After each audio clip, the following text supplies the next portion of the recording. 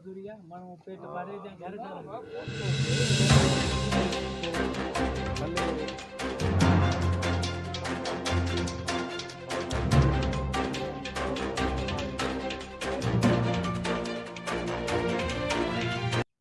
मजूर आ वीचारी बीमार आहे 2004 जी पैदाइश आहे। हाणे मां मजूर माण्हू आहियां 500 कमायां थो पेट मस था पारियूं। हाणे गर्मी में वेठा आहियूं लाइट भी कान्हे को सहूलियत कान्हे नंढड़ी वीचारी आहे हिन जे लाइ असांखे सहूलियत खपे ऐं असांखे इहा सहूलियत खपे जो हिनखे को हुनर सेखारियूं 5 रुपया हुकूमत जे तरफ़ां असांखे मिलनि। MP ने अञा असांजे कनि को बि को घर बि असांजो किरियो पियो आहे। इहा महिरबानी करे असांखे मदद कराए वञे। बैतल माल के भी अर्ज़ कयूं था दादू DC के साईं मुराद शाह के जेको भी आहे असां सां मदद कराइनि।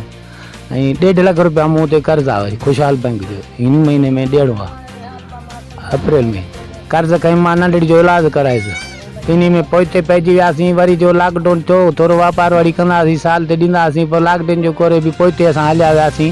असांजो को बि कारोबार कोन थियो इन लाइ असांखे हाणे कुझु मदद कराई वञे। 1.5 लाख रुपया कर्ज़ु आहे बैंक खुशहाल जो इहो ॾियणो आहे मूंखे। घर मुंहिंजो किरियो पियो आहे नंढड़ी वीचारी बीमार आहे हिन जे इलाज लाइ बि पैसा कोन्हनि परेशान आहियूं। हा मज़ूर था कमायूं हाणे 5 सालनि में माण्हू घर हलाए या वरी बीमारी जो इलाजु कराए। के दोस्त आहिनि वीचारा मदद कराईंदा आहिनि पोइ कोई के दवा थी पहुचे के माना को वरी 5 रुपया ॾिए थो पर अञा असां हुकूमत खां वठूं था मदद असांजी मदद कराई वञे। बबर दादू खां असां 1.5 किलोमीटर आहियूं परे वेझे आहियूं। असांजा MP ने असां पीर मज़ार वटि बि विया आहियूं पर अॼु ताईं असांजा को कमु कोन कया अथसि। को असांजे महिरबानी करे अचे ॾिसे वोटनि लाइ अचे थो बाक़ी हूअं साईं वारनि खे का यादगिरी न आहे असांजी। साईं रफ़ीक ॾे वियासीं वाह तव्हांजे जागियनि वारा मोकिलींदसि तव्हांजी सर्वे कंदा तव्हांजो ॻोठु तव्हांखे घर मिलंदा। अॼु ताईं बि साईं असांखे को घर कोन मिलियो आहे। रफ़ीक साहिब खे बि अर्ज़ु करे आयासीं अञा उन माण्हू भी कोन मोकिलिया DC साहब के भी अर्ज कयूं था तो गरीब हो बा मदद करवे सो तो साडा करब जी मदद न्याणी तम भी एड़े हाल लगे पंचे दे पियो असा बेवास्ते पे जो मदद करवे से तो साडा करब